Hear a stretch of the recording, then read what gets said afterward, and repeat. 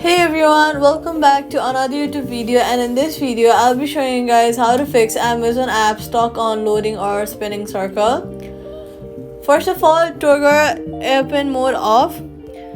Wait for about 10 to 15 seconds before turning it back off. Then go ahead and restart the app. Swipe up from the bottom of your screen, find Amazon and then swipe it away. Next, head over to your settings app and then go to iPhone storage. Scroll down, find Amazon and click the offload app option. This will free up storage used by the app, but it keeps documents and data. Reinstalling the app will place back your data if the app is still available for download. Next, turn off VPN if it is active. Safety tip: avoid public Wi-Fi when logging in. Switch from Wi-Fi to mobile data for quick fix. And that's it. Subscribe for more fixes.